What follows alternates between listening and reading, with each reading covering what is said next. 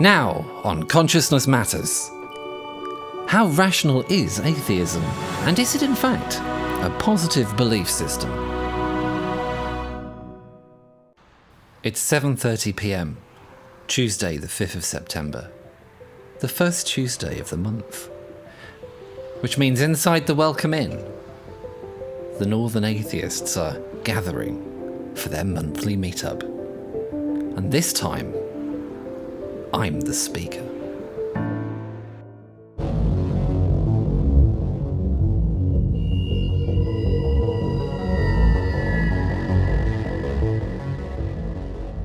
Causality and atheism critiqued.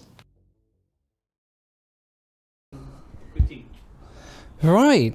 Okay, so what I'd like you to take this as is me sort of like exploring ideas in my head, and you're welcome to correct me if you see any problems. It's working stuff out, and I'd like to work this out with you. But I've got some stuff to go through. So I'd like to give a little bit of appreciation before any sort of criticism. And I want to ask the question, and I'd like you to contribute to this as well if you want to. What makes people atheists?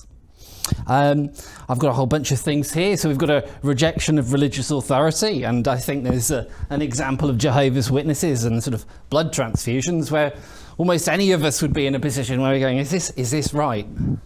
You know? So there's that aspect of it. There's scientific thinking, where we've got something like young Earth creationism versus the Big Bang and cosmological models. So it doesn't really seem like the Earth is 6,000 years old. It seems like we've got some really good evidence and some very good science to support the idea that it isn't. And then we've got things like critical thinking. Why does an all-loving God permit evil? And I know this has been sort of discussed here previously, and there's been some very interesting conversations around it. Concerns regarding faith-based belief. Should beliefs be based on faith, or should they be based on evidence and rationality? And so there's a lot here. Freedom of thought. Shouldn't we be able to challenge our ideas? So I think there's an awful lot that's sort of going on with atheism I really like. Do you want just to step in now, or shall we wait till the end? You know what? Please, yeah, let's step in. Let's step in now for a bit. Yeah. What you should be asking is, why do people become religious? Because we're all born atheists, so unless you adopt religion, you remain atheists, which is what I've done. Well, I think animism is supposed to be one of the sort of earliest beliefs we've had as people, isn't it? We sort of intuitively project our own consciousness out onto the world. We sort of think the lake has got some sort of spirit to it. Maybe the mountains have got some sort of spirit to it. This is very sort of common if we sort of go back far enough. And then sort of animism sort of like evolves into polytheism, and polytheism sort of evolves into monotheism. So I don't think it's quite so clear cut as sort of being atheist by default, but we'll be going in that direction to explore it. My perception of atheism is one of progress, which is that essentially people's understanding of the world and the universe around them got changed as they acquired more knowledge. Yes. And I see the movement, changes in religion and the movement towards atheism as part of that continuum. And I don't think that is covered by any of those headings. No, you know what? I think that's sort of fair. I think it's it comes along with a ride, doesn't it? Yeah. Okay. Well, let's go to our next one. So, what is atheism? So, I've got a bit of an idea that you might find a little bit controversial, but that's good because it means I get some feedback from you. And if I've got something wrong, I'll think about it. But I think atheism is essentially three positive beliefs sort of rolled into one thing. We've got the idea that I believe I sufficiently understand what theism is, right? We've got the idea that I sufficiently understand an alternative, whether that's physicalism or materialism, just anything really. And I believe the alternative is better than theism, right? So and this isn't just unique to atheism, as we're going to see on the next slide. Anything where you're going to say that you're without something, I think these sorts of rules apply. Better, I would have said truer, because it's not what you want necessarily, it's what you have reason or logic to believe is true, and you try and find out the truth of the matter, rather than and just is that you prefer. Oh no, absolutely. In the same way, you know, that one thing being better than the other, it doesn't have to sort of be because it makes you feel good. It can be better than the other because it makes more sense, because there's more rational evidence to support it, because the science says this looks like it's the one that's happening, right? But I thought to myself, you know what, this seems. Let's try and falsify what I've just said, right? I'm going to try and work backwards. Perhaps it's not a free positive belief system, but the thing that popped into my head is I want you to imagine that we've sort of sent away. So this is what an intuition pump in philosophy. We've established Earth Colony Delta, and Earth Colony Delta is a little bit different, a little bit strange, because when we sent everything out and they went away to a star system far away, they're all in sort of cryosleep. They're travelling at relativistic speeds, so by the time they get to where they're going, everything will be different on Earth, and they'll be out of communications range forever. They're just going to be another part of humanity somewhere else in the galaxy, and it's probably going to be a long time before we ever see them again. But they have a problem. On the route, they get hit by some debris, and one of their computer data pods goes on the fritz. So they sort of have a bit of a conversation, have a bit of a think about what they're going to do, because they're going to lose data if they don't do anything. And they decide that what they're going to do is they're going to raise all of their information on theism. They're like, you know what? It's one thing we can do without. We're just going to erase all of that. And because of the politics and all the rest of it, no one really wants to admit this. So 200 years after the colony is established, no one has any idea what theism is. Well, the thing that's really interesting about this idea to me is that while we would happily call those people atheists, they've got no conception of what atheism is because they don't understand what theism is. And can people be atheists without understanding that they're atheists? So from a third-person perspective, I think they probably could, but it's not going to mean very much to them. And then we sort of back to this sort of other question when we're sort of back talking about negative beliefs. Can rocks be atheist, or is there a capability to understand that's required for someone or something to be an atheist? It's a desire to explain your circumstances, I think. A desire to explain circumstances, yeah. Interrupt the game, because atheism doesn't... With that mic? For a long time there's been an ambiguity in the meaning of atheism. Yeah. Some say, sometimes they call weak atheists, that living without God, just an absence of God, is atheism. So you don't need any explanation or reason for that. It's just that you're surviving or doing without God. The other meaning of atheism is an assertion that there is no God, which I prefer. Yeah, this one's a stronger term. It's a strong atheism. Yeah. But there certainly is that ambiguity, and perhaps a deliberate ambiguity, in the term atheism, which has two rather different meanings within one word. Okay. I'll come. So, just a minute. Jeffrey's right, but if you look up, I know dictionaries don't define words, they just list common usage, but if you're looking at any dictionary, you'll find two alternative meanings for atheism. One is lack of belief in gods, which is what I think, and what most atheists think, but what Jeffrey believes, an active disbelief in theism, any gods. Yeah. Which I don't think personally can be... Do you think it... I am very curious, do you think that first bit holds true, this idea that there are free beliefs? Do you sort of have to have some sort of belief as to what theism is? Then you have to have something that's better than it, and then you have to make a ruling on it. Would you agree with that? Not of the weak atheism, it's just living without a God. Do they know that they're without a God? Does it matter? I mean, doesn't matter. Okay. For them. I mean, I think there's a third perspective as well, which I've been thinking about quite a lot recently. Which is that, okay, I am not an atheist, strictly speaking, by these definitions. What I am is a person who's against religion. Because one of the things that we never talk about is the possibility that, and of course, and in a way, by not talking about it, we are accepting theist propaganda, is the idea that there may be a God, it's just that none of the religions on this little lump of rock have got any clue what that God is like. Because the problem is the theists is that even theists who are accepting that if they were to accept that their religion might not be right, they would think, well, one of the other religions might not be right. But what I'm postulating is that even if there is a god or gods, there's absolutely no necessary connection between the existence of that god and the existence of religions on earth. My problem isn't with the god, it's with the religions on earth. I've got a lot of sympathy with that view. That means you're not an atheist. Can I have a... yes, I have. Yeah. What Roger's describing is actually deism, and many of the most famous, like Thomas Jefferson, of the American founding fathers, were deists in that they believed in a God, but not in any religion knowing about God. They said they did. There's evidence that they actually did. I mean, that was one reason why the American Constitution is secular, because although those who wrote it, or many of those who wrote it, believed in that there's some God somewhere, they didn't believe in religion, and that it is has a tradition, that sort of belief in deism.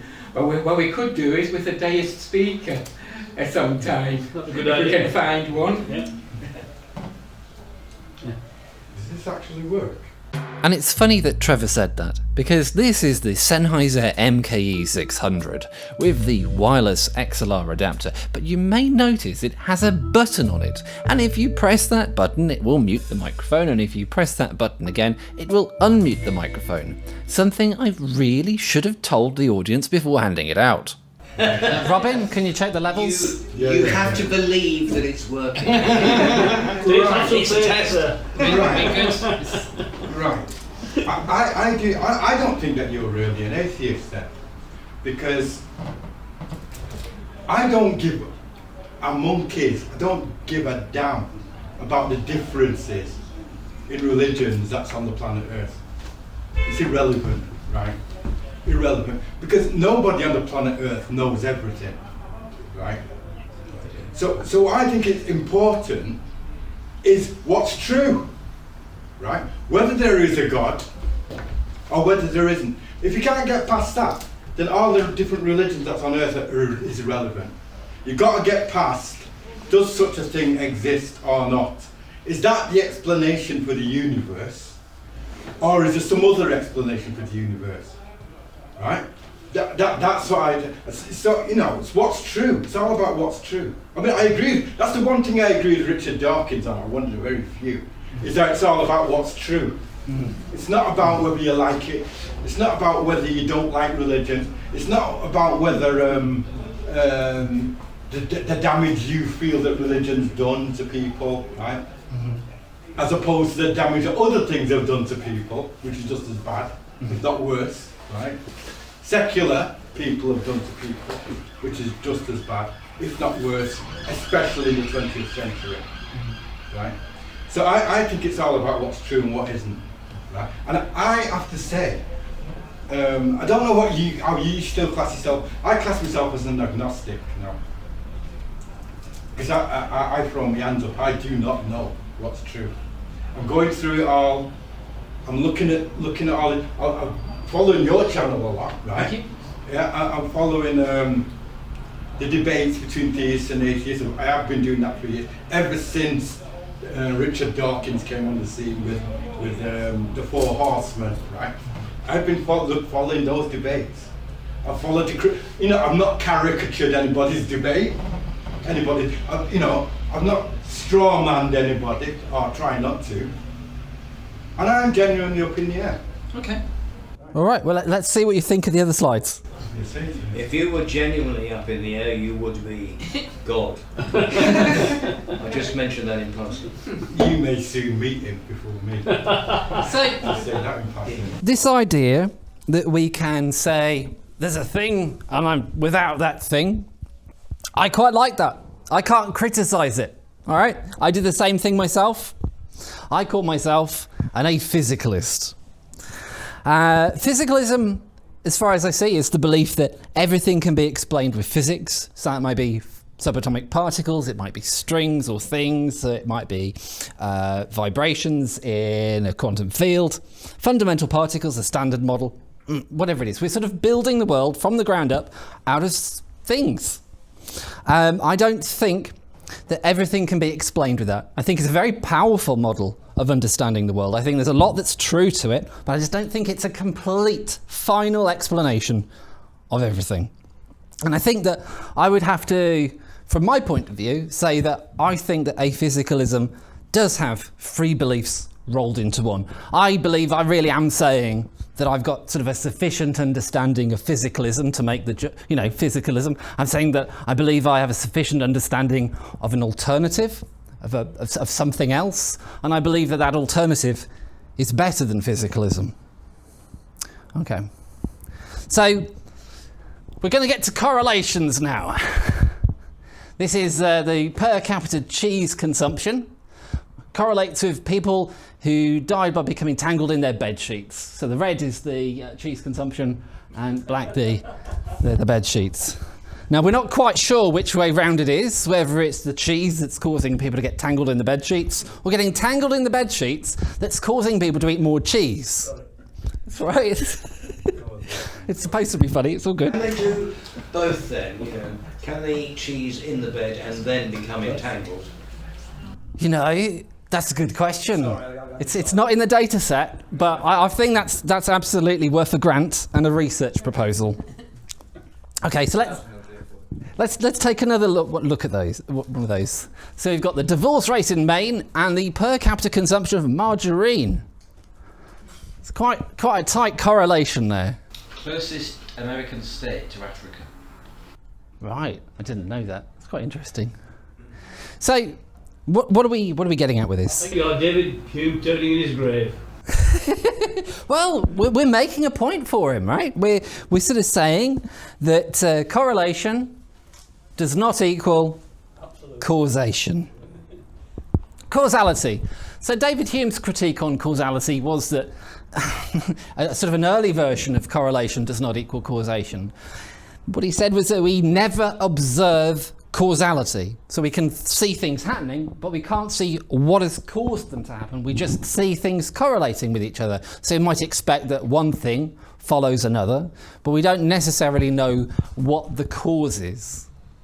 Well, he said that it's constant conjunction. If we see something repeatedly, if we see an event followed by preceded by another event, and we see it time and time again, we form an impression in our minds, only in the individual's mind, that one causes the other. Yes. But we can't make any about singular events. We know nothing. Right. Yeah, absolutely. So, I used to think when I'd got Netscape Communicator many years ago, there was a crash report agent, and it always sort of seemed to pop up when it was crashing, and it obviously it would, but it sort of almost makes you feel like it's causing it to crash, where it's not. It's just reporting on it. So I guess the question is, and this is something I'd really like to ask you, is sort of how do we escape this problem? How do we get out of a world where we can't really observe causes? I've got a suggestion on how we might be able to do that, but would anyone else like to comment first? I don't think there is a way. We can observe cause events, can't we? Two events, and we observe them in constant conjunction. How else can we do it? Singular events, we can't. There's no way of attaching a cause to a singular event. I know what you're getting at. I do. I think if I said this might be wrong, but this is the way that my mind tries to get out of this one, right? How do I know that if I walk over there and flick the light switch, that I will have caused the lights to turn off? Because you've seen it many times before. I have seen it many times before, and it might not. Something else might happen. But the sense that I have in causing myself to flip the switch, it feels like the cause is emanating from me. I'm reasoning causality from myself outwards. I'm saying I've got this intention, I want to flick that switch. I'm going to flick that switch. I have flicked that switch. I caused that switch to be flicked, right? That's that sort of chain that we're working through. But why does it matter? If you've done it many, many times before, and every time you've done it the lights have gone off, that is the tool that you need to move forward. I think you're right, but I You think actually need to understand it. And most people don't. Most people who turn light switch, an awful lot of people who turn light switches on don't actually understand what's happening. Can I just add regarding the light switches? We know how electrical circuits work, and because we know that through scientific investigation over the years and things like that. And the scientists tell the people who aren't scientists. I mean, you grow up from a young child knowing that the switch turns the light on and off because science. It's not you doing it per se, you're doing it because, I mean, you don't go like that and the lights go on, you flick a switch that completes the circuit. Quite right. And we escape the problem, like you mentioned, scientific investigation, like including like randomised controlled trials involving matched controls. You make it as much as possible. This is what happens with the control group. This is what happens with the experimental group. Is there a statistically significant difference between the two of them? And if so, it might imply some kind of not causalities. when you do this, that happens, probably. Or if you do this, that's more likely to happen, which is a more scientific way of looking at it, rather than this definitely happens. Sorry, can I just chip in there? I think that's right, but the important thing about that is it gives us a useful outcome. We can learn from carrying out an experiment like that if we carry out a series of actions, we get a useful outcome to it. And that's the important thing. It's the same as the person who made the first hand axe or the first tool made of bamboo, is that they just tried something and it worked and it was useful to them. Yeah. It could be. I'll just carry that over. To cut a long story short, it's the laws of physics, it's the laws of nature, it's the laws of the universe, right? And you discover them and you utilise them. There's nothing complicated about it, right? It's inductive reasoning, right? This, I mean, all of these different laws are based on inductive reasoning. They've been repeated, they've been observed over and over again. It's not a big deal. I don't think it's getting us anywhere in this, right? In this causality thing. So I would prefer if you went through your stuff and then we talked at the end personally. Yeah, good idea. Okay, well in that case, if everyone else feels the same way, I'm just going to go through the rest of the slides and we'll save the rest of the Q&As till the end. So, I believe I cause things to happen, right? This is the thing that I've just been thinking about a lot. The problem that we've got with saying that physical laws cause things to happen is we can say that physical laws describe things. We can't really say that they cause things.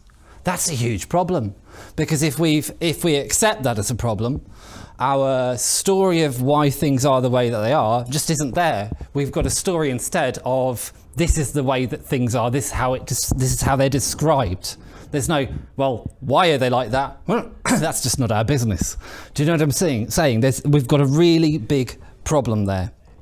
So I think that we have to say that people, human beings, consciousness, whatever, causes things to happen. And I've got that all on screen, right? I'm sure you've heard me say this before. I experience, therefore I am. I tell you about that, therefore I do. Does that prove causality? Right? That's the question. I think consciousness causes things to happen, and I think that has a bearing on free will. So when it comes to free will, now I really do enjoy the sort of the challenge that you gave me earlier, Martin, with regards to the sort of if we wind back the clock and we go through the same thing again, would we have to do that same thing again?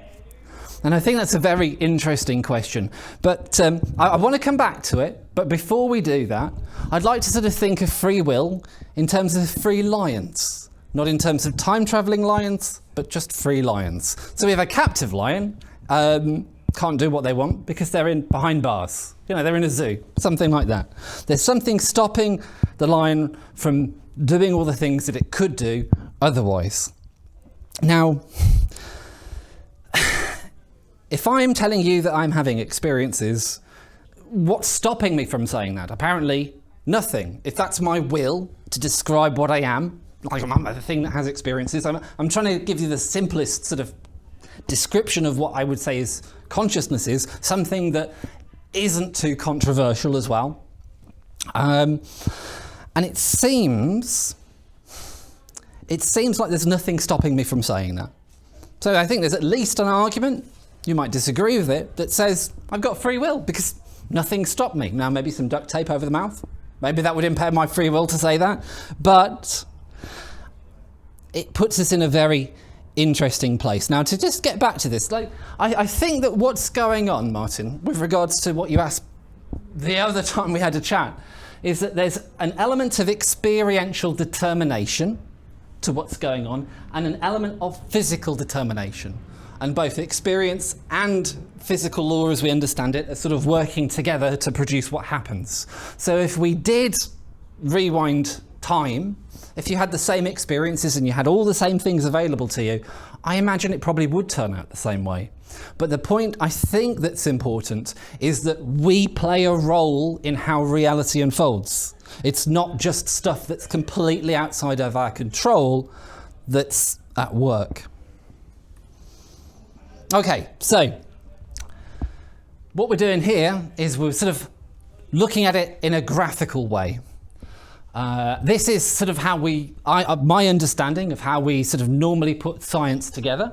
We've got a cause, which would be the unknown force which moves particles or fields. This is our prescriptive element. It's the thing that's doing the work. We have the behaviour, the laws of physics, which describes how that pans out. We have a state, that'll be where all the particles are, what the fields are doing, any sort of mathematical, quantifiable model of where things are, what they're doing, all that sort of information is state. And then we have weakly emergent epiphenomenal chemistry, biology, and mind at the top, right? Something like that. And this is the best that I can make of how we currently see things. Now, I'd be tempted to ask if anybody sees this as a problem with that, but we'll save those Q&As till the end. I think that it's actually more like this.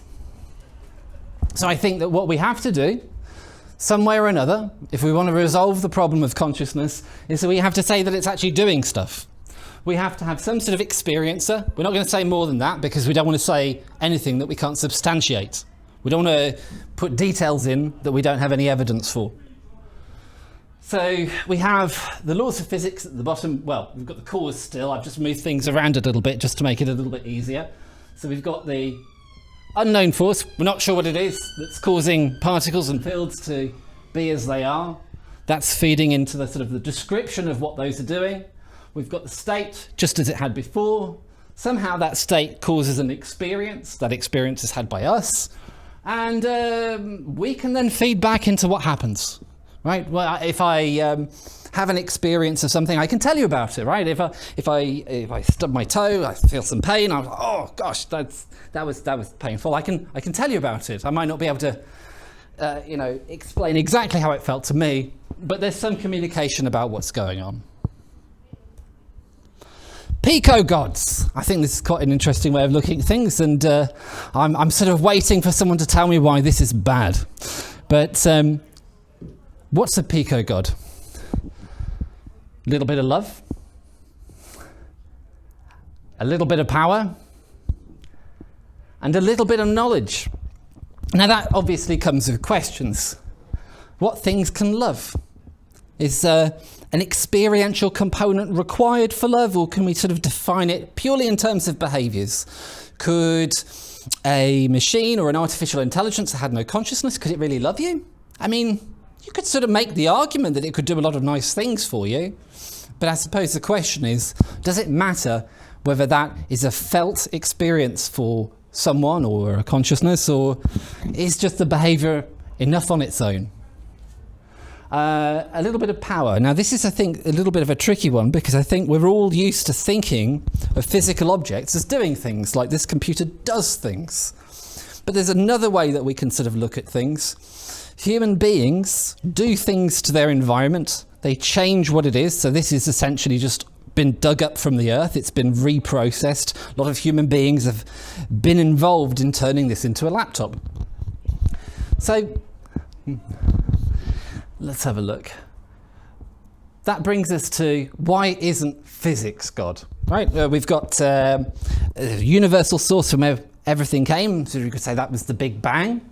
And we've got the laws of physics that make things happen. That's another, well, one way of seeing it, at least. If we sort of forget that descriptive, prescriptive problem that we raised earlier, if we just sweep that out the way and we just sort of imagine that the laws of physics are really doing things, then why isn't physics a God if it's created and intervening? What's wrong with that? And I think the reason is that we sort of think of consciousness as being a property of God, or vice versa. We sort of think that this is a being that would have some sort of experience, and it would have some sort of plans, and it would be intervening in some manner with some sort of mental process. And I think what this really ends up at is machines versus consciousness. So now we get to the pico-god to God extrapolation, and it's not a sure thing, right? So I'm not going to be saying that atheism is definitely wrong or anything like that, but we've got this issue. Where does our causal power come from? You know, we could ask the same questions of other things. You know, where does our matter come from? Where does our energy come from? Where does our form come from? And they've all sort of got the same answer: our environment. You know, our matter, it was there before us. It's just part of the environment that we come from. Same with our energy, and the same with our form, which has, you know, evolved over millions of years. If we conserve matter and energy, why don't we conserve consciousness? Why don't we say, well, the causal power that you have, it comes from somewhere, goes to somewhere, it's a bit of a mystery, but why don't we conserve it?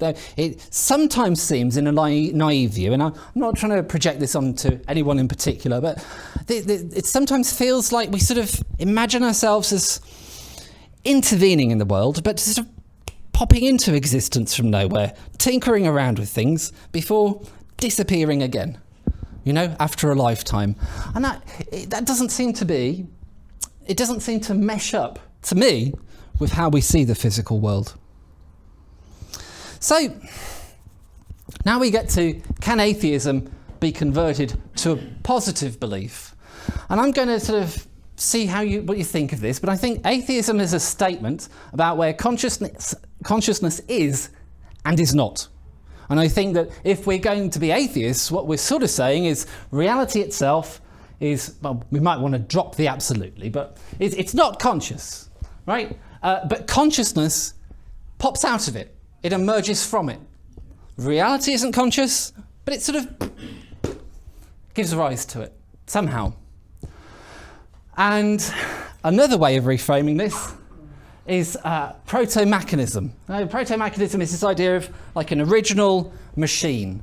So proto-mechanism is the idea of the original machine from which all things arise. And to me, that does feel like how we describe physics at the moment. You know, it's this mathematical, almost clockwork kind of thing. We've got all these equations, we can sort of model it, we can see what it is, we can describe it. It looks like a machine. Our universe, our cosmos, through sort of the physical lens, looks like a machine to me. So I guess the question is, am I wrong here in some way? No, is proto-mechanism sort of an equivalence to atheism? And could we even call that robotheism? You know, it's sort of like, well, we used to believe God had a mind and he did things and he cared. Turns out it was just a robot. The whole reality is just kind of robotic, and it pops out minds. So in wrapping up, if there's something wrong with what I've said, I want to know what it is. I do love critical thinking, and I appreciate all the comments that people have given me so far. Now, to me, a theistic worldview, and I'm very, very much on board with the idea of how do you know what God wants, right? A theistic worldview to me, though, looks very reasonable, even likely. I don't think any one religion is validated by my logic as far as I can see. But I think religion has a middleman problem. You know, it's not that God goes to you and says, how about this, that and the other. Someone else comes to you and said, God talked to me and he wants you to do this. And in the absence of any divine guidance, I really like the humanist angle. If you've not got anything solid to work with, deal with what you know. And I think that's everything, and we'll hand over to the question and answers now then. I think we'll have a break, if you don't mind. Oh yeah, absolutely.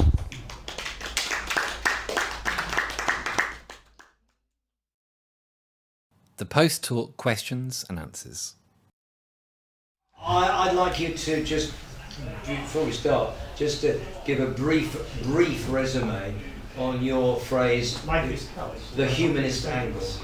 That's a good one. What's the humanist angle? I think it's sort of thinking of ourselves as human beings, going through sort of thinking things through in a sort of critical thinking way, respecting the value of human life, and sort of thinking of our problems without sort of appealing to well, does anyone know what God wants us to do, right?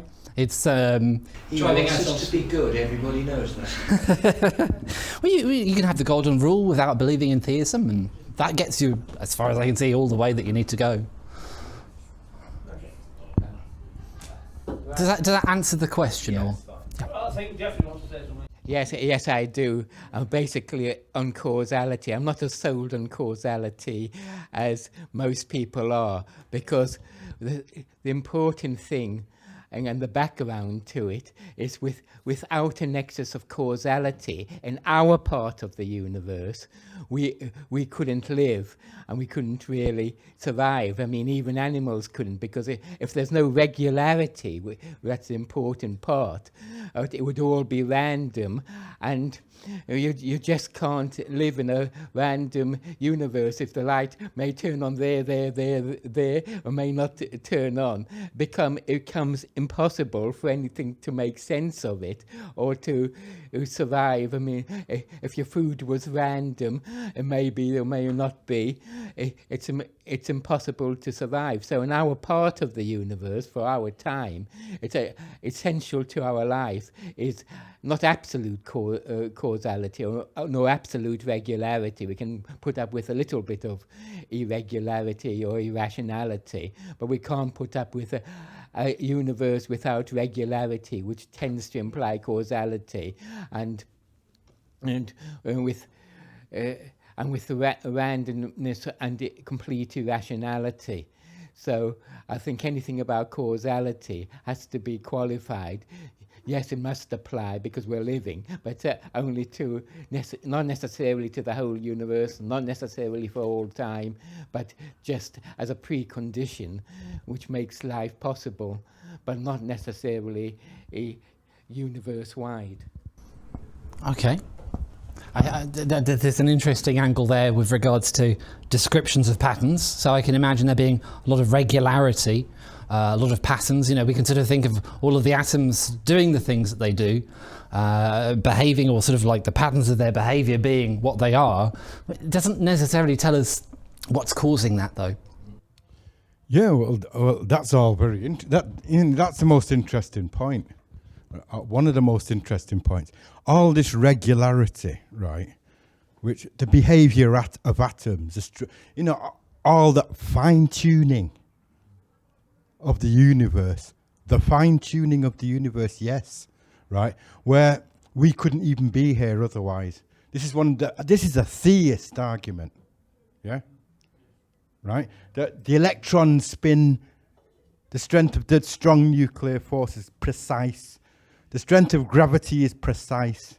Everything is precise. Absolutely everything, right? Or we wouldn't be here. And the thing is, why is it like that, right? So you could start with the universe itself, right? The universe itself is the thing that causes order, right? That causes consciousness, right?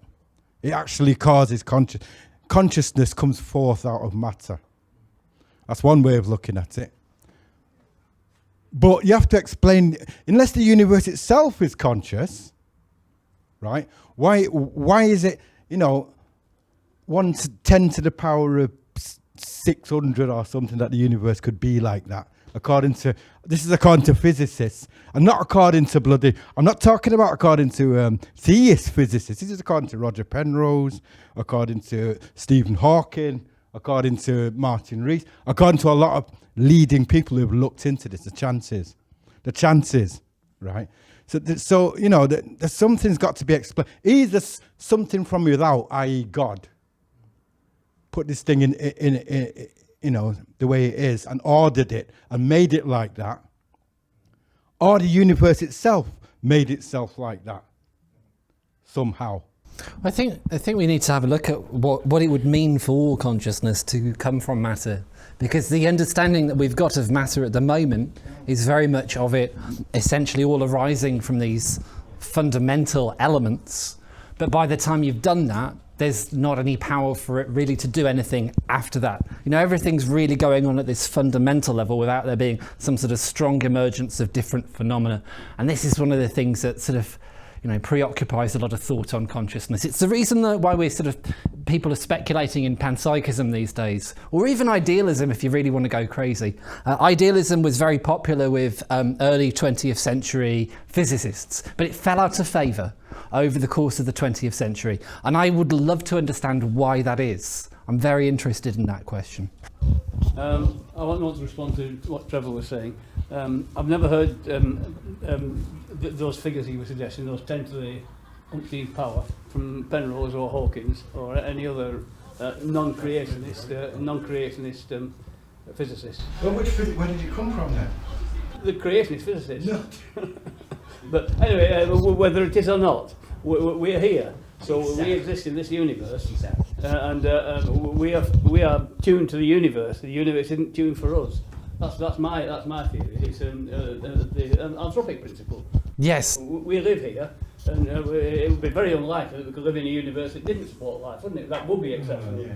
Douglas Adams, I think, made the point about the puddle that finds itself there on a morning. It's like, good grief, the ground is just sort of perfectly sculpted for me as a puddle to be fit in.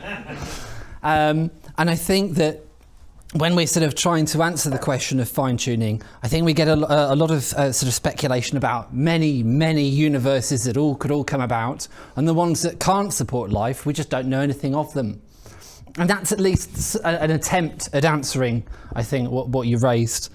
But I don't think that it really answers the question of how causal beings can arise from what we're sort of postulating as the bits to begin with. That's a good point. Well, I'll respond to what Geoffrey said as well earlier on. I don't think anybody's saying that there's no regularity, no causality.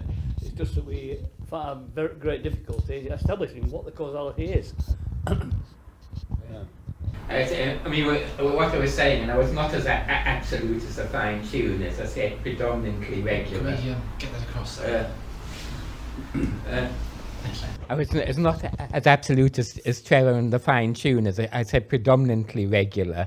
Is that there's got to there has to be a regularity, and we presume a causality, but it's a regularity which is absolutely essential for life to exist, because if you didn't know where you were, if you're in a rational universe where anything can happen by chance at any time, you just can't live within that. Even more primitive, if less conscious forms of life can't live. I mean, a cow can't live if it doesn't know what it can eat, when it can eat, whether eating is regular, what it can do. Nothing can advance, or the life form at all can survive as in an irrational, chaotic part of the universe. Now, we don't. It's a necessary precondition for us to live, that we happen to be in a predominantly rational time, in a predominantly rational place in the universe. And I don't think we can extrapolate from that into a general theory of causality, because as we don't know what's far beyond us. I feel very comfortable, though, to say that I cause things to happen. Yeah, I've honestly given a lot of thought to the idea, maybe, what would it mean if I couldn't? And I sort of thought, well, if I can't cause things to happen, there's no point in just bothering about or worrying about anything. Just let the flow happen. Well, you wouldn't even let it would just happen. That's perfectly reasonable within our part of the universe, but it's not necessarily a law, a universal law. And you know, with panpsychism, there's no need for one grand unified theistic entity, right? It's not required in panpsychism. It might be the case in panpsychism if you've got the combination problem going all the way to the top, but it's not necessarily required. In idealism, though, which is another philosophical way of dealing with these problems, it is required. So, you know, there are options. It's not clear-cut. Yeah, I mean, just coming back on some of these points, why is it, show me some, you know, in the universe as we know it, the known universe, what is it that's irregular, right? What is it that is irregular? The speed of light is defined, right? The strength of gravity is defined everywhere in the known universe, right? I'm not finished yet. Everywhere in the known universe, right? All the laws of physics are defined. They're repeated, right? And that's the only way you can make sense of it, right? The known universe. And, you know, I'm not talking about multiverses or other universes we don't know about, or we don't even know exist or not, right? I'm talking about what's known. And out of that, and the thing is, I'm talking about regularities and irregularities and chances. What are the chances, right? The chances of life arising is very, very irregular. Very irregular. If there's anything that's irregular, it's that, right? Its meteorites are irregular. Tosses of coins are irregular. I mean, we don't know if a meteorite will come and upset everything. We can accommodate that within our universe because it's so rare and adapt to a little bit of irrationality. Yeah, but you can also say, what are the chances of a meteorite coming and hitting the Earth? You can calculate what those chances are. Just like anything, you can calculate what the chances are. You could if you knew the odds, but we can't at the moment. Well, of course you can. And if you know how many meteorites are in the solar system, right? And you know, I'm not sure what you're actually saying. What are you saying? Can you just outline it for my head? It is what I'm saying, right? For life on this planet to arise, yeah, not only is it exceedingly unlikely that the planet itself should be in the position it's in, right? And all the other planets are in the position they're in, and Jupiter is where it is, right? And if all that wasn't the case, then life probably wouldn't arise on this planet. That's just that. That's without even including... Wait, I'm not finished. That's without... That. What are you arguing? Well, what I'm arguing is, in terms of regularity, everything that we know, right, regularity, that's one thing, right? But irregularity... I don't know what you mean by regularity, you see. Well, regularity is the speed of light is 186,000 miles per second, right? That's regularity. Things we know, is that what you Yes. Atoms, electrons go around atoms and they're held by the strong force. That's regularity, right? All of this is regularity. The strength of gravity is regularity. All of these things, all of these things are regular within the universe. Right, they obey laws within the universe, right? What's not regular is something like life. You know what, how irregular that is, right? That is less likely to occur, less likely to occur, right, than the number of particles in the universe if you find one particle. But as Martin said earlier on, we are here. Yes, so we are obviously here. It happened, you see. We are I'm here. not being facetious. I know you're being facetious because I know. I'm not being facetious. Right. I know that the only way to explain why we're here is to have an infinite multiverse. That's the only way. You know, it didn't say, well, you know, we're just there against, vanishingly impossible odds. Can I challenge that on a couple of points? First of all, I'm not sold. I'm not so sold on this fine-tuning idea, because there's the possibility, and I say the likelihood, if we are not the only configuration that can lead to advanced life. All right, you have to be configured to be as we are, but something else may be with a different configuration anyhow. It's not necessarily one chance in infinite. I think it can be many chances, silicon-based or whatever based. We don't know. And I do have it in for the multiverse theory on the basis it's just like Leibniz's monad theory. It's not viable to say that all these these systems exist independently of each other, because I suspect that they would seep into each other and there'd be contagion from one to the other. So I don't believe the multiverse theory, basically, because I don't believe it's sustainable.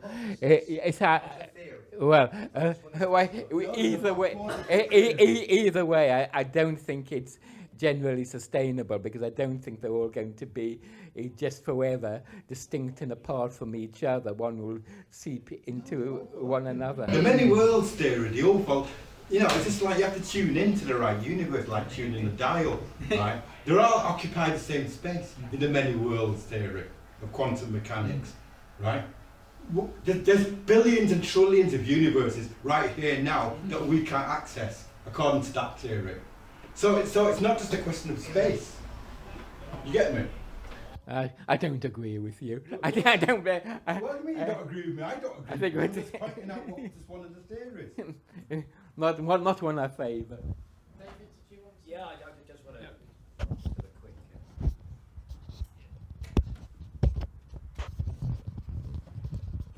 I mean, Martin's right, is that it doesn't matter what the odds are about our being here. The fact is, we are here, and we've made it, and we can have a discussion about the chances and odds of that. I don't know if you've ever heard of the Boltzmann's brains. Have you heard of Boltzmann's brains? Okay, so it's postulated that as you know, the universe tends to move towards entropy, increasing entropy.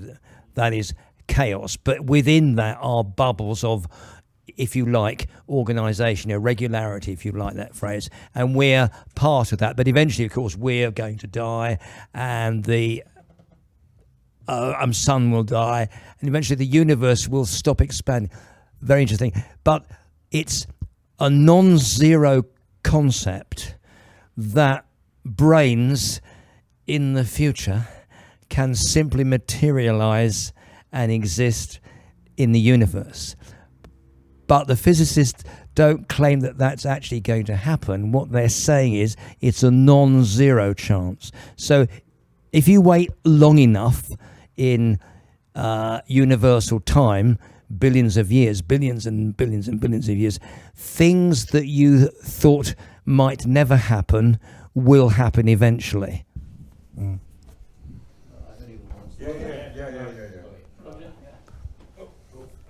We'll go this way, then we'll come back that way. Are we on? Yeah, various points. Can computers love? I think computers can be designed to make you think that they love you. I agree. And to be indistinguishable from a person, and that's all that matters. Ooh, okay. Yeah, no, I hear where you're coming from. That's an interesting perspective. I'm a physicalist. I believe that there is nothing that exists which cannot be discovered and understood by science eventually. Because I think that's what exist means. So anything that's not physical would have to interact with the physical, in my view, and that opens it up to a certain level of scrutiny. Capable of being understood by science. I think that we could have a certain. I think we will be able to analyse it. I think that there will be an element of it, but I don't think it will all pack down into equations. Oh, it might not be equations, but I'm saying it's capable of being understood by science. A lot of biology doesn't necessarily boil down into equations, like animal behaviour, for example. Well, I think animal behaviour would boil down to equations in the version of physics that I've sort of got in my head, where if life really is just all about atoms moving around according to law. When you say just, there's an assumption there, isn't Well, it's that idea of, is there something extra going on? And the reason I use just is because I'm really constraining it to that physicalist view, right? I'm really saying it's atoms just doing what they normally do, that sort of gives rise to the world as we know it in sort of a physicalist view, right? So the reason I say just is to emphasise that. It's so... The way that I feel like I exist is that I'm certainly, made of a lot of stuff, and I'm familiar with sort of like the certain amount of chemistry and a certain amount of biology, but it sort of seems like what I do isn't completely dictated by all of my atoms just following laws. It seems to me like there's an experiencer that's me doing stuff in the world. As far as I can see, we're all here by chance. I mean, if nucleosynthesis doesn't occur within dying stars, there would be no chemical elements and we won't have this conversation. There wouldn't be the building blocks to make us up from. Yeah. Okay, just hang on. I think that 2 points. First of all, relative credibility. I think that is the distinction between theists and non-theists for me, because I perceive religion. I mean, at the end of the day, there are two levels of debate here. There are two levels of debate. The one is whether or not God exists or not, and the other is what relevance is religion. I don't really care whether God exists or not. The only thing I care about in that debate is whether or not a God exists who wants to tell us how to live our lives. And I think the evidence, I think that's not credible. Yeah, I'm irreligious. But if a God exists who doesn't want to tell us how to live our lives, I don't give a damn. And the important thing for me is, A, does a God exist? It's not credible that a God exists who wants to tell us how to live our lives. And secondly, that religion has got nothing to do with that whatsoever. Religion is a series of folk myths by primitive people attempting to explain the world around them. And we are at a period in human development where we are crawling ourselves out of that pit of ignorance, and therefore it's a question of relative credibility. And in terms of the debate on evolution, I said a few meetings ago, that argument was won in 1859. The idea that there would be a scientific explanation for why human beings are on this planet, as opposed to a theistic explanation of it, became more credible on the 24th of November 1859.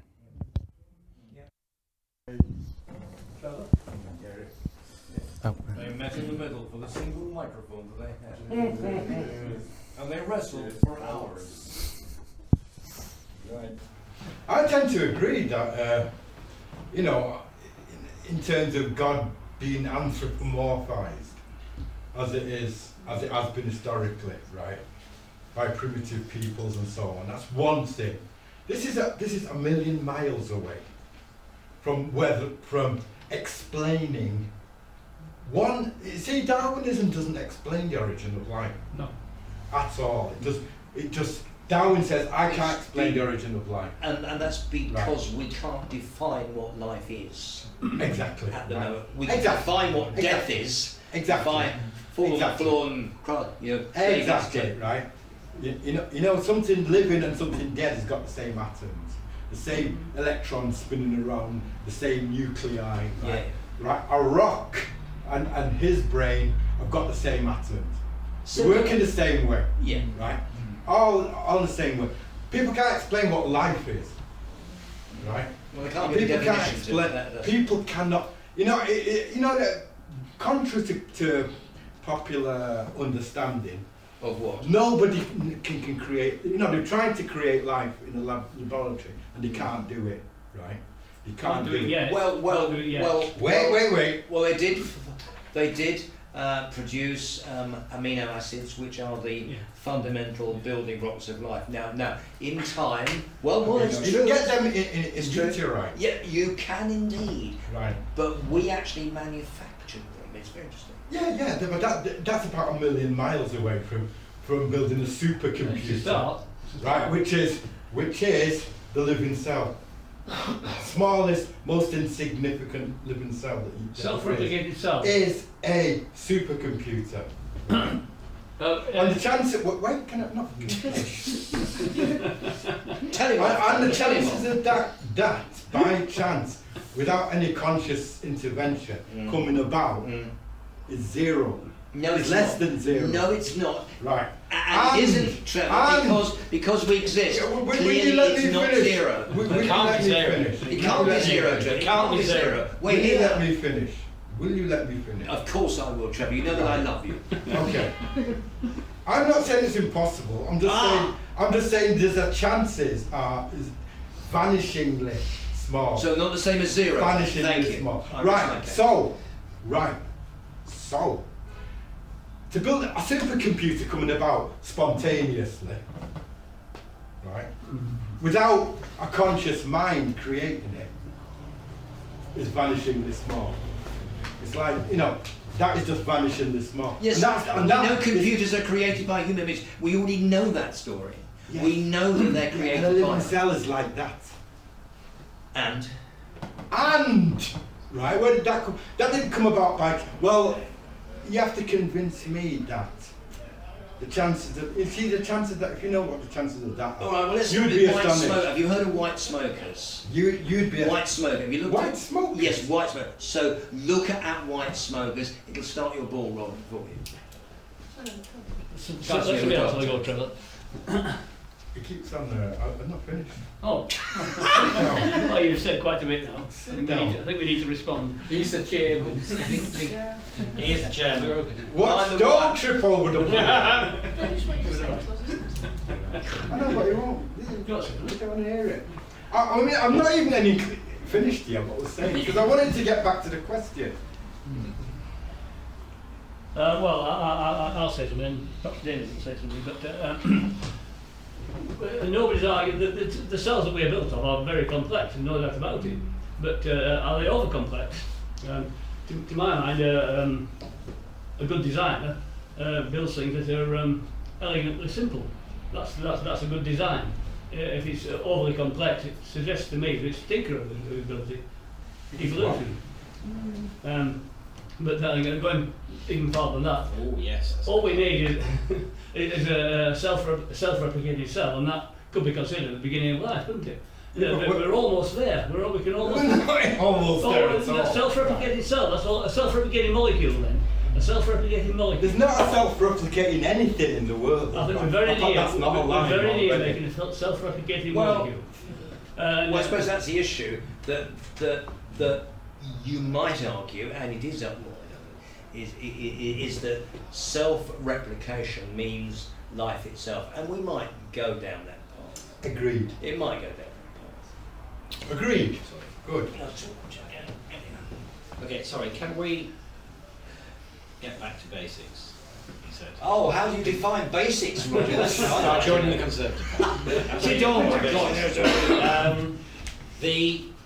I need some much fun, apparently, outside. Really? But the point is, Trevor, can I ask you this question? Go ahead. How does what you are saying, and how does what you are saying affect how we, in this room, interact with theists? Because it seems to me that is the important question. Right. Because there were 915,590 people in Greater Manchester who said to the census that they had no religion. Right. Okay. How do we connect with those people? Not too long. How do we connect to those people? I think it's a bloody good question. I like good questions. I think that how we interact, right, is by being open-minded, right, listening to points of view, right, because the thing that's what's apparent to me is, because in 2000 and whenever it was, Richard Dawkins brought the book out, and Sam Harris. You mean The God Delusion? Yeah. 2006. Yeah, 2006, and Sam Harris and all them, right? Yes. Well, I thought this is a slam dunk, right, a slam dunk. But it's not a slam dunk. That's the point. It's not. I mean, you can always look back and say, well, they thought Thunderbolts was The god of Thor. blah blah blah. Yes. Right, and you can always look back and say Darwin proved this and that and the other. Right. But the fundamental existential questions, right, are still wide open. That's what I think. And I think panpsychism. You're not answering the answer the question. Right, I think Answer the question. Answer the question. I'm answering the question. Lord, my lord. What's the relationship? There are no lords here. old What's the chap. relationship between that and moral arguments on earth? What is the relationship between the existence of a god or gods and moral arguments on earth? There is not. I've not come across anybody. Right, when you talk about moral arguments, right, Yes. I have not come across anybody, whether atheist or theist, who can give me a consistent round picture of morality. Nobody, right? That's a work in progress, I'd say. Moral arguments, right? And I think Answer the question. it doesn't answer the question. Why? No, it doesn't answer the question, because the point is, I will rephrase the question for the honourable gentleman. Right? How does being a divine being, how could a divine being be motivated to care about human beings on earth? About human behaviour on earth? Because that is the core of the that is the core of the theist project. Is that there is a message from God or gods, not all religions, but it is a distinction, for example, between the Greek and Roman gods and the Abrahamic religions, that God has a message about how we ought to live our lives. I get you. Right. That's the important question. Yeah, that is the important question. And I'd say this, in answer to that, I would say, right, whether you're a theist or an atheist, in terms of morality and how you treat people, right, is a moot point. Right? I would say that, especially if you look at the 20th century, look what communism's done. I don't know if there's any commies here, but look what communism's done. How many million people, right? Okay. How many million, and Nazism and all sorts of other isms. Yes, of course. How many million people Yes. have they killed, right? Yes. So, you can't, whether God told you to do it, or, you see what's contained within atheism, if you're not careful, is that God, as Nietzsche said, God is dead. We are God. Yes. We are God. We can build a perfect utopia. Yes. And anybody who gets in the way, woe to them. Yes. And that's what's happened in the 20th century. Right? Oh. So I would say, answering your question, I would say morality is a work in progress, right? And don't assume that you see, ideology is ideology. You can't Islam ideology. I don't know if you've read the Quran or not. Bits of Right. it's horrible. There's Islam ideology, or there's Nazi ideology, there's communist ideology, and all these ideologies involve enemies and putting people down, all of them, Yes. every single one, right? So therefore, it's a work in progress, that's what I'd say. So theistic or not, we've got problems with morality either way. Is that what you're saying? We are not God, right? God is God. There's somebody above us. We can't run rampant and say we know everything, right? That's the property of atheism. This is okay. Right. Sorry, Mike. You do realise that World War III is going to be caused through a lack of microphones. It's my turn. It's my turn. I'm telling you. You're going to die. Whoever invents the biggest microphone. Can you withdraw, sir? Withdraw, sir. Trevor, the point is that you're getting very. It's almost as if you're trying not to agree with me out of Cussedness, is that cussedness. what you're looking That is for? that. Yeah. I was going to think of a politer word. But because the point is, by the way. No, sorry? I think I'm a thief. No, we know you are. We know you But are. the distinct. I don't accept your distinct. Hey, the gentleman hasn't had the chance to speak. Right. Well, that makes it. The point is that you have danced around the distinction which I tried to make, and cited lots of examples which actually support what I am trying to say, whilst at the same time appearing to try and disagree with it. Because the point I'm trying to make is that there isn't a distinction between communism and fascism and Islam and Christianity and primitive religions and Greek and Roman religions, because they're all created by human beings. The whole lot of them are created by human beings. They're just manifesting the values and economic circumstances and whatever of the times in which they come. So they're all human created things. And everything that we know that is religion on this planet is human created. And it's got absolutely nothing whatsoever to do with God or divine creation or the origins of the universe. And yeah, I would agree. And that second category of question is a problem for a group like this, because I think what I think this group should be about is the first category of question. It's about how human beings relate to other human beings. So I'm not converting to humanism, just before you start. I wouldn't dream of it, Roger, honestly. But it's about how human beings relate to human beings. It's actually got nothing whatsoever to do with the creation of the universe. And the only thing that could link those two things is the concept that a divine being of some nature could give a damn about human behaviour. Now that is a very specific, relatively recent religious belief. And which is one that I simply think is not credible. Now, from what you've actually said this evening, I don't think you think it's credible either. So why won't you say so? Well, I'd like to actually answer the question. You're just the speaker, be quiet. No, I'm kidding. I did think we should let Matthew. Go on then, Matthew. But before I do, You have 1 minute, then Matthew's on. I think I would agree. There's two separate magisteria here. Right? Oh no! Right, yeah. The creation of the universe. You're just saying that on purpose to wind me up. The creation of the universe. It's right? working. The coming about of life, the order of the universe, the absolute order of the universe, which it's not this section or that section. The whole universe has got absolute order. There's dark energy, dark matter everywhere, right? And talking about the known universe. So that's true, right? And science it's for science to explain that. Yeah. As well as other things, right? Over time. And there's coincidences which can't be brushed under the carpet, right? Things that don't happen by chance. Your natural processes are repetitive. They just repeat, right? Water freezes at such a temperature always, right? And melts at such a temperature and turns to steam at another temperature. Always, right?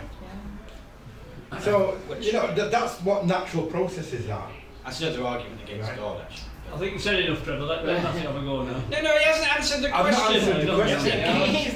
I've not answered the question. I'm just getting to the question. He is getting there. Right. To be fair. So that's one magisteria, right? That right? There may or may not be something that orders it, because it's just inconceivable that it orders itself, right? Whatever. Right? So that's one thing. Whether that intelligence, or whether that being, or whether it's in the universe itself or not, we don't know, right? Whether that cares about us, right? That's a whole different level first it's the only fucking question that matters no, in the it's evening. Not. No, it's not. It's the question of is there a creator or not first. When you get past that, then all of that stuff comes into it. No, because if you don't, if your answer to the key question is that I cannot believe that a divine creator could care about human morality, because it is not a viable belief system, then you stop wasting time worrying about things, and it completely cuts the rug from under a lot of creationist arguments that basically even if creationists can prove that a divine being created human life, even if they can prove that Genesis happened as per the Bible, word for word, accurately created, that still doesn't necessarily demonstrate that God wants to then interfere in human morality. What it does demonstrate, though, is... I'll get it up. Sorry. I don't think we worry about the I microphone. want to. I don't really worry about the Jeffrey's microphone. turn. I pinched it off. I still haven't answered the question. Jeffrey's turn. Right, well, what I would say, because Roger raised two questions, one of which I think is grossly unfair to Trevor, to expect him, not as a theist, to answer your question about the link between morality and religion. When we get a priest or somebody who believes in religion, I think that's the time for Roger to go at it and them, because you've got to be sincere, and it's no use putting. I mean, they may well say Scripture gives them a guide or whatever, but it's for us to interrogate somebody and to challenge somebody who genuinely believes in it. The other point I pick up from Roger is a point for us. Here it says, how do we communicate with the 950,000 people in Greater Manchester who don't have a belief in God, and why don't we have 1,000 of them here? The problem is, and probably perhaps the majority, certainly a huge proportion of the people I speak to don't believe in God. It's not that they don't necessarily care monkeys. The problem we're all up against in an atheist organisation is they say, well, there's no, don't believe in God, there's nothing more to be said about it, it's no good to going into an organisation which is about a negative, non-existent entity. Yeah, you can still get 0.1 of 1% here. Potentially. Yeah, I mean, I'd say, well, while people believe in religion and these false doctrines, and as Roger and I would agree, what happens to be quite damaging in the extreme virulent form, in causing intolerance and disruption to freedom. In the milder form, I mean, say the Anglican Church is just wasting everybody's time on the myth. It believes, but so there is a purpose, while there are a proportion of believers, for us to exist and to try and do something about it. But it's very, very hard to convince other non-believers who have other more interesting things to do as far as they're concerned, to come along and join us and to be active. Yeah, and actively condemning religion because of the harm If you don't believe in anything, why would you get together? Like, people go to church because they believe in God. People go to mosque because they believe in God. And people go to pubs because don't they're believe in anything. No, why would you get together? It's a problem for society. At the extreme end, it impinges on freedom. And at another end, it's like smoking is no good for you. Give the guy a chance. David, I can see that you want to ask a question. Would No, you mind if I'm just going to make a very sure. You asked a pertinent question about how we communicate with each other, but let's just think for a moment. What is it that theists say about their God? They say that their God cares for us, and they use that word specifically. What is it that people like you and I say? We say, why does your God care? And that word links theism and those who don't believe in God, because if God is created by the human brain, what links us together is the word care. Margaret Mead, who's an anthropologist, was asked a few years ago what she thought represented morality and civilization in Homo sapiens, and she gave a very interesting answer. She said a broken leg, and she'd and her team had found a broken leg bone, which was very badly broken. The person who owned the leg would not have been able to survive without assistance from other human beings. And obviously, that human being lasted for a number of years when it would have expected to either died from starvation or been predated. So what links the theistic view, badly I might say, and our view is that we use the word care, and it's very interesting. Who's next? Let's finish up that Yeah, question. he's that was quiet. very- We shouldn't that have him was- back, actually. No, it's you. Well, no, so I got one here. All right. So, Matthew? So, Yes, thank you. Right, so that was a really interesting point that David just made about care and the fact that human beings can care for each other. And I think that I would like to have a go at answering your question properly. So, just so that I've got it fresh in my mind. Would you be all right repeating it? Because there was a lot of an exchange going on there. So Yeah, my core question, my core, if you like, motivation for being at meetings like this and being a member of groups like this is that I find it incredible that there is any link.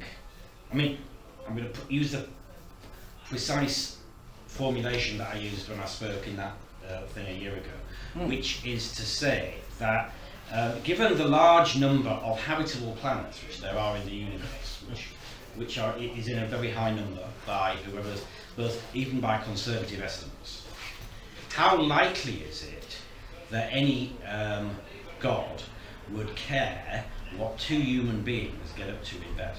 right. Yeah, no, I get that. That is the, Or even three. well, fair point. I see how conservative, theist, repressed phrase. I didn't like to say No? Now does- that you've admitted it. why does a God care about human affairs? Is that the sort of the bottom of it? The crux of the question for me. Brilliant. Okay. Well, I think I've got an answer for you. There are people, and I think I'd almost lean into this myself. There's maybe not completely, but very open-minded to it. In an idealistic conception of the world,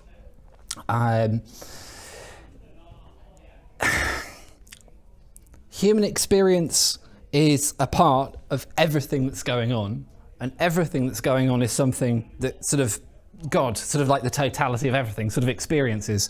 So in that sense, if God experiences the pain that happens in human life, then there's a vested interest there in caring. The question would almost, though, when you sort of get to the scale of that, you're almost asking the question, well, would you care about one of your blood cells? You know what I mean? There's a scale question involved. You might care about your liver. You know, when it starts to get bigger, when you start to sort of clump together more, and it starts to get more towards a level that you can relate to, there might be an increasing interest going on there. But I can at least see the potential for a link in what you're getting at. But that's about caring, so that's going back to David's point, which is Yeah, there's a great overlap there. You know, there is a significant difference between that and wanting to order human morality in some way. Yes. Yeah. And the idea that human morality would be ordered by God saying to just a few people thousands of years ago, this is the way that you've got to do it, and that's it. Right.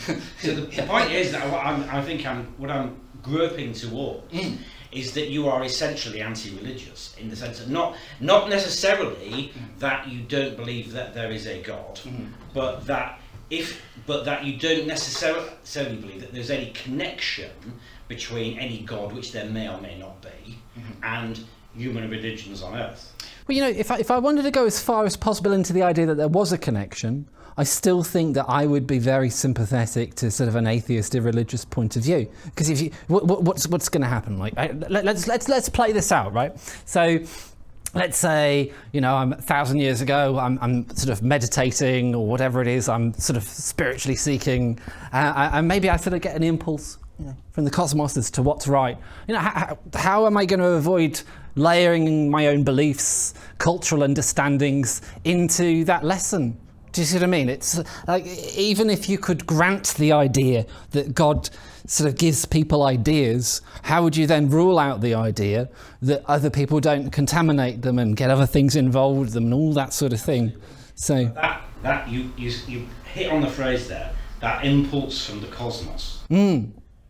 That is the key to something which I failed to say earlier, which is the psychological analysis and interpretation of religion. Yeah. Which is, and of course we don't have Yvonne or Dominic here with us, which is unfortunate.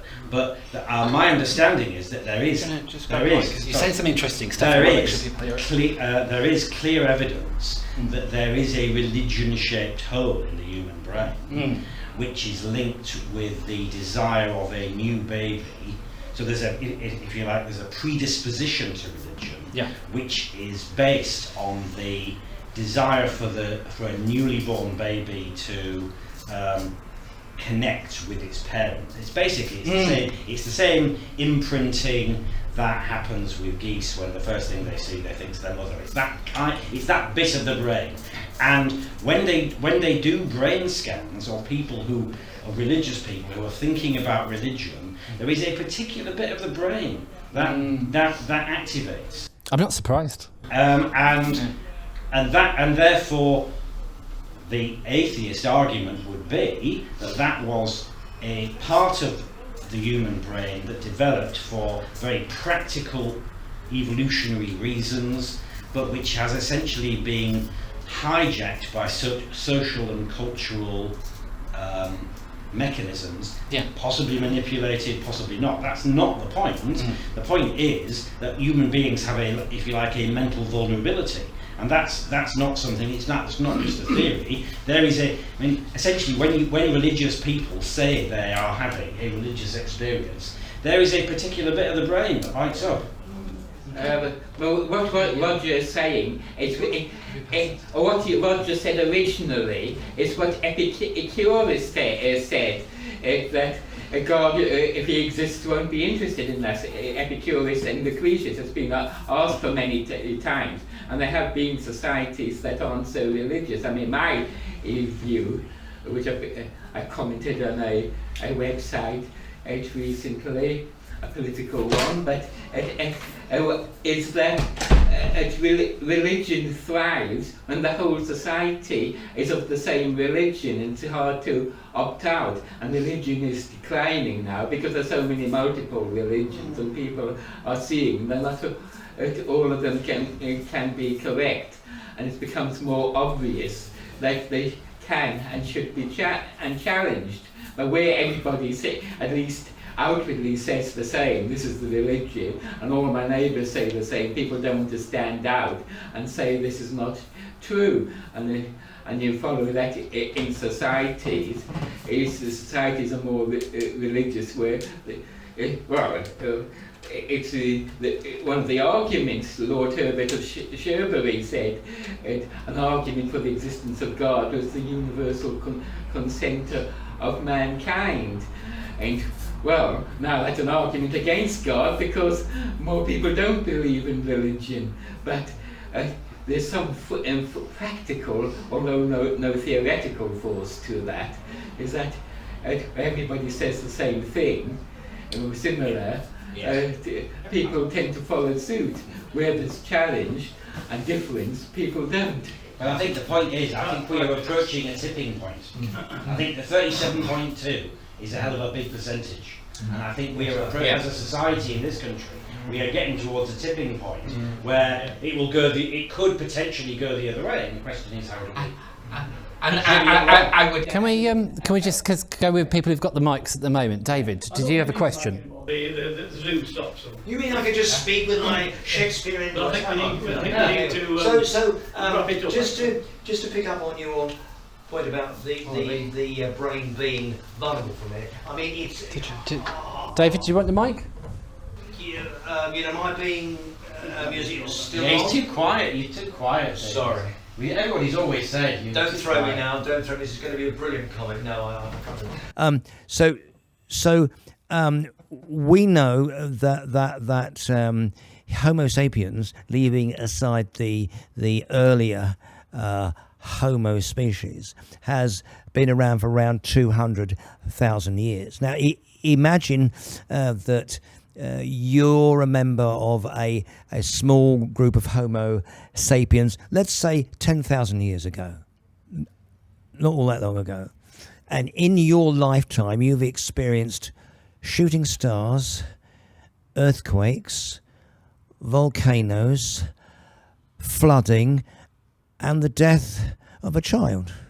And there's the child laying there dead. Would you not, with that part of the brain, which I agree makes you vulnerable, would you not at least try to seek answers? Might you think to yourself that there is an entity, and you might not call it God back in those days, that is a storm god or a flood god or an earthquake god, and you can't see them? And if that's the case, then while you're weeping over your dead child that's laying in front of you, might you not want to seize upon the notion that if you can't see these gods because they live in a different place, might it not be feasible for you to see your dead child in another place? And that's how I think. So it's partly to do with, as you rightly point out, Roger, it's the acquisition of knowledge over time, and the more we acquire, I suspect that religion will eventually disappear. That religious way of explaining those circumstances. I mean, I'm a lawyer, and we have this big thing about in civil claims of the question of the balance of probability. Which of these ways of explaining this series of events is more plausible on a 50-50, 51-49 basis? And I think that it's not just 10,000 years ago. My personal view is that the religious, and it's one of the reasons why I don't have a problem with religious music, for example, is that I think that the religious explanation was more credible before the 24th of November, 1859. And I think that everything's relative. Yeah. And I think that was a tipping point when an alternative explanation overtook, and it's like the old joke, which I don't apologise for repeating, about two guys, and then there would be guys, wouldn't they, running away from a lion, and one of them says to the other, he says, "Do you think we could outrun that lion?" And the other guy says, "I don't need to be able to outrun the lion."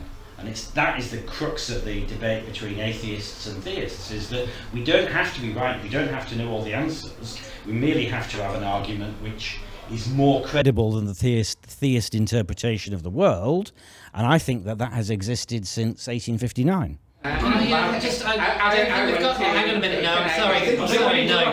I think John wants to say close to. We're very close to finishing up now, aren't we? And I just want to make sure anyone who hasn't asked any questions already gets an opportunity to. John. Last comment. Next year.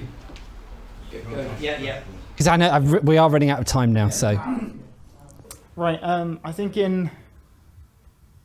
as science and morality improves, it doesn't matter if you're religious or atheist or somewhere in between, we improve our morality to fit what we think would help the greater good, and in doing so somewhat reduces dogma and lets truth prevail in the process.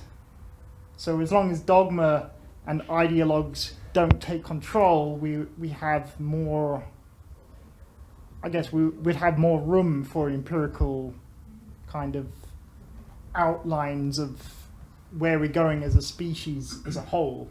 So I think that's can I take on speak? I want to take Roger's point on the tipping point, because it's the interesting thing is the the tipping point which he thinks is approaching.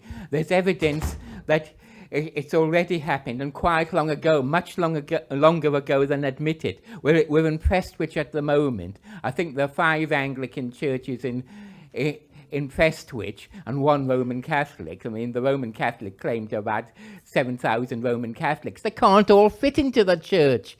A very small proportion can fit into the church. The same with the Anglican churches. People that didn't even build the churches, enough churches for the number who are supposed to believe in it. I mean, so the gulf is very long-standing. When did the number of believers, supposed believers, is not be able to fit in the... Right, just one last thing. If anyone's got any questions related to the talk, I'll happy to answer them. Otherwise, I'm going to start packing up the equipment and stuff. Thank you so much for that. You stirred the sugar. And why do we stir the sugar, Matthew? To increase the surface area to volume ratio. Yes. I think Matthew should have a summary. 2 minutes. Oh, that's neat. Summary. Well, I mean, I'll actually sort of work with that. I think if I wanted a summary, I'd sort of like an idea of whether people feel that it's fair to call atheism proto-mechanism, right? Like, if I got or robo-theism, like, is that a flawed idea? Is that wrong? Well, it's only 9:30, so I'm not sure I can answer that. You know what? Let's just leave that one as something to think about then. Physicalism might be robo-theism. Possibly. Yeah, but it's essentially, physicalism would be robo-theism. It's like, it's not that the physics cares. It's more like a robot. It's like a machine. It just unfolds. Yeah. Matthew, see you at the next Humanist meeting. I'm sorry, I said that quietly. No, it's Greater Manchester Humanists, the 2nd Wednesday of every month, yeah?